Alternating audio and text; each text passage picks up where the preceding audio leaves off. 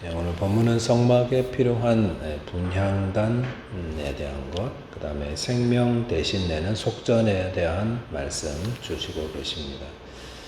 본문을 통해서 하나님께서 소중히 여기시는 것 두 가지, 우리의 기도를 소중히 여기시고 우리의 생명을 소중히 여기심에 대해서 함께 은혜를 나누겠습니다. 첫 주에 묵상할 내용은 하나님은 성도의 기도를 소중히 여기신다라는 겁니다. 본문 1절 보니까 너는 분향할 제단을 만들지니 꼭 조각목으로 만들되라고 하였습니다. 하나님께서 성막에 분향할 제단을 만들라라고 하였습니다. 그 향을 피워서 그 향이 이렇게 늘 나올 수 있게 하는 거, 거기에 이제 불을 숯 같은 걸 이렇게 놓고 이렇게 하는 건데, 재료는 조각목, 즉 십빛나무로 만들고, 크기는 2절에 보시니까 가로 세로 한 규빗씩 약 45cm, 45cm 이 정도 크기에, 높이는 약 90cm, 두 규빗. 그리고 분향단 끝에 모서리에 콧불을 만들고, 또 이동할 때 사용할 고리를 이렇게 만들어서 채를 이렇게 끼워 놓도록. 그래서 분향단과 채는 모두 다 금으로 싸도록 이렇게 하라고 하였습니다. 분향단은 기도를 상징하고 있습니다. 성경에서 하나님께 올려지는 기도를 종종 향으로 이렇게 많이 표현했습니다. 시편 141편 2절에 보면은 다윗이 나의 기도가 주 앞에 분향함과 같이 되며 이렇게 표현했습니다. 다윗이 자기의 기도를 주님 앞에 올려드리면서 이게 마치 분향함 같이 되게 해주십시오 이렇게 표현했고요. 요한계시록 5장 8절에도 보면은 그 두루마리를 취하심에 네 생물과 24장로들이 그 어린 양 앞에 엎드려 각각 검은고와 향이 가득한 금 대접을 가졌으니 이 향은 성도의 기도들이라 라고 하면서 어린 양 예수님 앞에 엎드린 보좌에 둘러선 네 생물 24장로들이 두 가지를 가졌는데, 하나는 검은고, 하나는 향이 가득한 금대접. 그래서 그리고 그 금대접 안에 들어있는 향은 성도들의 기도다 이렇게 표현했습니다. 그래서 성경은 그 향을 이렇게 하나님께 올려드리는 기도 이렇게 상징하기 때문에 성막에 들어가는 분향단은 곧 성도들의 기도다 이렇게 해석할 수가 있습니다. 그런데 오늘 본문에 보시면 이 분향단의 위치를 좀 볼 필요가 있습니다. 분향단 어디에 두었나 라는 것을 보면은 하나님께서 성도들의 기도를 정말로 소중히 여기시는구나 라는 것을 알 수가 있습니다. 본문 6절에 보시면은 그 제단을, 분향단이죠, 그 증거궤 위 속죄소 맞은편 곧 증거궤 앞에 있는 휘장 밖에 두라. 그 속죄소는 내가 너와 만날 곳이며 라고 하였습니다. 하나님께서 분향단을 증거궤는 지성소 안에 들어있는 거거든요. 그래서 지성소 안에 있는 그 증거궤 앞에 있는 휘장이 있는데 휘장 바로 밖에 두라 이렇게 말씀했습니다. 좀 정확하게 말씀드린다면 성소와 지성소를 나누는 그 휘장이 있는데 그 휘장에 가장 가까운 또 가장 중앙에 가장 앞에 두라고 하였습니다. 그래서 그 위치를 다시 한번 좀 보니까 성소와 지성소를 구분하는 휘장을 앞에 두고 그 만약에 휘장이 없다고 가정한다면은 하나님의 임재를 상징하는 증거궤, 법궤죠. 법궤와 가장 가까이 있는 것이 바로 분향단이다 라고 하였습니다. 하나님께서 휘장 바로 너머에 분향단을 두라 이렇게 말씀하시는데 그 이유가 뭘까? 그것은 하나님께서 성도의 기도를 가장 가까이 하시고 가장 소중히 여기신다라는 것을 말씀하고 있습니다. 하나님께서 성도들의 기도를 정말로 소중히 여기십니다. 그렇기 때문에 어린 양 앞에 엎드린 그 하늘 보좌 우편에 있는 보좌 주위에 있는 네 생물과 24장로들이 성도들의 기도인 향을 어디에 담고 있었냐면은 그냥 질그릇이나 아무데나 그냥 방치한 게 아니라 금대접, 제일 소중한 금 대접에 담고 있었던 것입니다. 성경에는 기도에 대한 많은 가르침이 있죠. 근데 왜 그렇게 많을까? 지난 주일에 그 새승자 그 성경 공부하면서 그 기도에 대한 성경 구절을 쭉 하는데 이게 막 넘쳐나는 거예요. 그래서 야, 정말 그 기도에 대한 구절이 정말 많구나라는 것을 알 수가 있었습니다. 성경에 대한 구절이 그렇게 많은 이유는 하나님께서 우리의 기도를 기다리시고 소중히 여기시고 찾으시고 원하시기 때문이다라고 할 수가 있습니다. 우리 기도에 대한 아는 잘 말씀, 그 신약 성경 마태복음 7장 7절에 보면 구하라 그리하면 주실 것이요 찾으라 그리하면 찾을 것이요 문을 두드리라 그러면 열릴 것이라 너에게 열릴 것이라고 하셨거든요. 하나님 다 기도에 대한 말씀이죠. 하나님께서 구하면 주시겠다고 했습니다. 근데 그런 생각 안 해보셨습니까? 그냥 구하기 전에 주시지 왜 꼭 구해야 주신다고 그럴까? 찾기 전에 그냥 다 안 잊어버리게 그냥 다 찾아놓으시면 얼마나 좋을까? 우리 문들도 두들기기 전에 그냥 다 열려 있으면 얼마나 좋겠습니까? 왜 자꾸 문을 두드리라, 찾으라, 그 다음에 구하라 이렇게 말씀하셨을까? 그것은 하나님께서 성도의 기도를 원하시기 때문입니다. 하나님이 왜 우리의 기도를 원하실까요? 그러면 그것은 하나님과의 교제요 대화가 꼭 기도이기 때문이다라는 겁니다. 하나님이 우리를 로봇으로 만들지 않았습니다. 기계로 만들지 않았습니다. 만약에 우리를 기계로 만드셨더라면은 하나님은 우리에게 기도하라고 말씀하지 않습니다. 기도하지 않아도 자동적으로 그냥 척척척 다 기름칠 때 기름치고 쪼일 때 다 쪼여주고 와서 고장 안 나게 모든 걸 다 준비해 놓으셨을 거예요. 다 자동으로 돌아가도록. 그래서 우리의 삶에는 아무 어려움도 없을 겁니다. 아무 고난도 없고 고통도 없고 부딪히는 것도 없고 문제도 없이 1년 300일 기계적으로 착착착 다 돌아갈 거예요. 그런데 하나님이 우리를 영으로 만드셨잖아요. 영으로. 영적인 존재는 숨을 쉬는데 영적인 숨도 쉬잖아요. 영적인 호흡. 영적인 호흡, 영적인 양식. 영적인 양식은 성경 말씀이고 또 영적인 호흡은 기도인 것입니다. 그러니까 우리가 성경 말씀을 읽고 또 듣고 묵상하고 또 하나님께 기도하면서 우리는 우리의 영이 살아나는 겁니다. 그래야 사는 겁니다.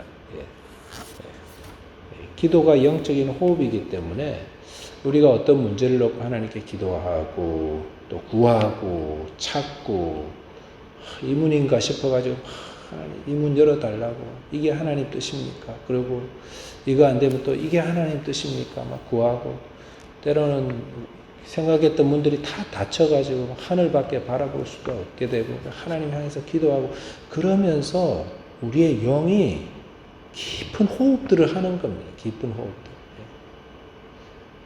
병원에 가시면은 제일 먼저 하는 게 호흡 못한 사람 산소호흡기에 씌워두듯이 우리에게 호흡하게 만드는 겁니다.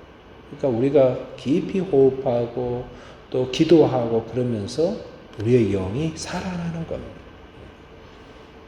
그렇기 때문에 하나님은 우리의 기도가 끊어져서는 안 된다. 그러니까 분향단의 그 향은 절대로 꺼뜨리지 말고 계속해서 피어오르도록 말씀하고 계십니다. 그리고 분향단을 하나님 제일 가까이 두라. 하나님 임재를 상징하는 정극계와 물리적으로 가장 가까이 두게 하셨습니다. 그것은 우리의 기도를 더 잘 들으시기를 원해서 또 그리고 우리의 기도를 더 소중히 여기시기 때문에 그래서 성도는 금향로에 담겨진 성도들의 기도가 하나님께 올려진다. 금향로에 금 대접에 우리의 기도를 이렇게 담아서 소중하게 하나님께 올라가는 것입니다. 오늘도 우리가 드리는 기도는 하나님이 정말 소중하게 다 받으시는 거거든요. 하나도 떨어뜨리지 않고 다 들으시고 응답해 주십니다. 이 기도를 통해서 저와 여러분이 영원히 소생을 하고 또 하나님을 기쁘시게 하는 자 그런 성도의 삶 되시기를 주님의 이름으로 축원드리겠습니다. 두 번째로 하나님은 성도의 생명을 소중하게 여기십니다.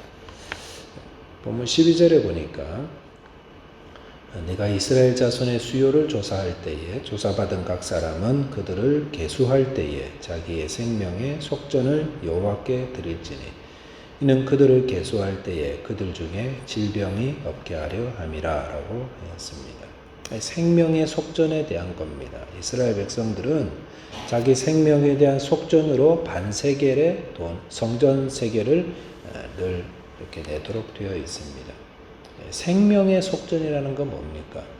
생명을 죽음에서 건져내게 하신 것을 지불하는 돈이죠. 테러범들에게 붙잡혔을 때에 속전을 내고 풀려나는 거고, 고대 사회에서는 노예들이 해방되는 몇 가지 방법 중에 하나가 노예 주인에게 노예의 그 돈을 몸값을 지불하고 나오는, 그게 속전인 것입니다. 그러니까 이스라엘 백성들이 어디에 종살이하고 있었습니까? 애굽에 종살이하고 있었죠. 그래서 그 애굽에서 종살이하던 이스라엘 백성들 다 구원해 내셨는데 하나님께서, 그러면 구원해 낸 분에게 생명의 값을 지불해야 되는데 얼마를 내라고 그랬습니까? 반세겔. 너무 작지 않습니까? 이거 정말 진짜 생명값을 받으려면은 얼마를 받아야 될까요? 저와 여러분의 생명도 마찬가지죠. 우리의 생명 그냥 얻은 거 아니잖아요. 오늘 아침에 이렇게 나오셨지만 이게 지금 나올 수 있다고 나오는 게 아니지 않습니까? 아침에 밤새 지금 무슨 일이 있어가지고 돌아가시는 분도 있고, 앰뷸런스 타고 지금 병원 가가지고 지금 산소호흡기 끼고 그렇게 계실 분도 있고 한데, 우리의 생명이 하나님의 은혜로 주어진 겁니다. 하나님 은혜로. 근데 그 은혜에 대한 속전을 우리가 얼마를 내야 될까요? 반세겔 내라 그랬습니다. 반세겔. 하나님께 진짜 우리의 생명의 값을 받으려고 그랬었다면은 상상할 수 없는, 정말 지불도 못하는 겁니다. 그러니까 우리가 살아가면서 어떤 마음들을 가져야 됩니까? 오늘도 하나님의 은혜로 살아가는 거라고. 내가 젊으니까, 내가 건강하니까 당연히 생명 가지고 살아가는 게 아니라 하나님의 은혜로 살아가. 선물로 주셨으니까 오늘도 이 생명 정말 소중히 여기고 그렇게 살라 라는 그런 가르침을 가지고 살아가는 것이 맞다라는 겁니다. 히스기야가 죽을 병이 걸렸다는 소식 들었을 때에 그가 곧바로 취했던 것은 얼굴을 벽을 향하고 통곡하면서 하나님께 부르짖는 기도를 들었습니다. 그랬을 때 하나님은 뭐라고 그러시냐면은 그의 기도를 들으셨다? 예, 맞아요. 또 한 가지 뭐냐면 그의 겸비함을 봤다고 해요. 겸손함을. 내가 왕인데, 내가 모든 걸 다 가진 사람인데 하나님 앞에서 하나님 주신 생명 가지고 살아가는 사람이라는 거 알고 옷을 찢고 죄를 뒤집어 쓰고 겸비하게 자기를 낮추었다는 것입니다. 그러니까 왕이니까 다 가졌잖아요. 이 땅에 거 다 가졌는데도 생명은 하나님께 속했다는 거 인정하고, 내 생명은 하나님이 좌우하시는 거니까 하나님 한 번만 더 제게 또 살 수 있는 기회를 달라고 이렇게 기도하자. 그 겸비함, 겸손함 보시고 하나님께서 히스기야에게 15년을 더 은혜로 주셨다는 것입니다. 우리가 지금 심장이 뛰어야 올 수가 있고요. 머리가 밝게 우리가 기능을 해야 다 살아갈 수 있는 게 다 하나님의 은혜입니다. 하나님의 은혜. 그러니까 우리가 참 하나님 앞에 감사하면서 겸손해야 됩니다. 오늘 2021년 6월 24일 목요일을 살아갈 수 있는 은혜를 주신 거 감사해야 합니다. 그리고 오늘 하루 최선을 다해서 성실하게 내게 주신 이 생명 가지고 또 하나님 빚진 마음으로 하나님께 은혜에 감사하면서 겸손하게 살아가야 됩니다. 이렇게 생명의 속전을 낸다는 거, 하나님의 은혜를 잊지 않는다는 거거든요. 내 생명은 하나님께 속한 겁니다. 그러니까 하나님께 감사하면 이게 속전을 내는 거예요. 감사하면서. 그럴 때에 질병이 없다고 했습니다. 질병이라는 것은 하나님의 진노의 심판인데, 이것은 생명의 구속자이신 하나님의 은혜를 감사하지 않고 그저 기고만장해가지고 그럴 때에 하나님의 징계를 피하지 못합니다. 우리는 하나님이 이 생명 주셨음을 알고 감사하는 인생이 되어야겠습니다. 이것이 생명의 속전을 내는 것이고, 이 생명 내가 잘 관리해서 지금까지 살아가는 거 아니라 하나님이 은혜로 주신 것입니다. 알면서 겸손해야 됩니다. 15절 보니까 너희는 생명을 대속하기 위하여 여호와께 드릴 때에 부자라고 반세겔에서 더 내지 말고 가난한 자라고 덜 내지 말라라고 하셨습니다. 무슨 말입니까? 모든 생명은 하나님 앞에서 다 똑같이 존귀하고 또 똑같이 죄인이다라는 것을 말씀하고 있습니다. 부자라고 가난한 자라고 혹은 왕이라고 서민이라고 생명의 가치가 떨어지거나 높아지거나 하는 것도 아니고요. 또 생명은 내 것이 아니고 또 생명은 또 우리는 죄인이기 때문에 하나님의 은혜를 입어야 살아간다는 것. 그래서 이 은혜를 어떻게 갚을까? 내게 이렇게 천하보다 귀한 더 비싼 생명을 주셨는데 어떻게 살아야 하나? 오늘도 값어치 있게 살아야 됩니다. 소중히 여기며 살아야 됩니다. 그것이 기도의 제목이 되어야 됩니다. 주님, 제가 이 생명을 은혜로 주신 거 어떻게 갚아야 될까요? 저와 여러분께서 하나님이 정말 소중하게 여기시는 그 생명을 받은 자들입니다. 그래서 오늘 이 생명의 주인 되신 하나님의 은혜에 감사하며 또 그 주신 생명의 가치를 또 이 가치에 맞게끔 살아갈 수 있도록 성령께서 도와달라고, 그렇게 살아갈 수 힘달라고 함께 기도하며 또 하나님께 영광 돌리는 오늘 하루 되시기를 주님의 이름으로 축원드리겠습니다. 기도하겠습니다. 하나님 아버지 감사합니다. 주님께서 성소의 분향단을 주님의 증거기와 가장 가까이 두시고 또 거기서 주님이 우리를 만나신다고 하셨는데, 주님 오늘도 저희들의 기도의 자리에서 우리를 만나주시는 주님 계셔서 너무 감사합니다.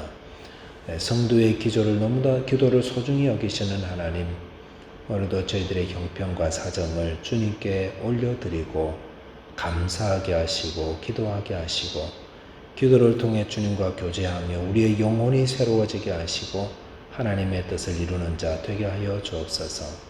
쉬지 말고 기도하라고 그랬으니 오늘도 우리의 입술과 우리의 마음이 끊임없이 주님께 기도하는 자 되게 하여 주십시오.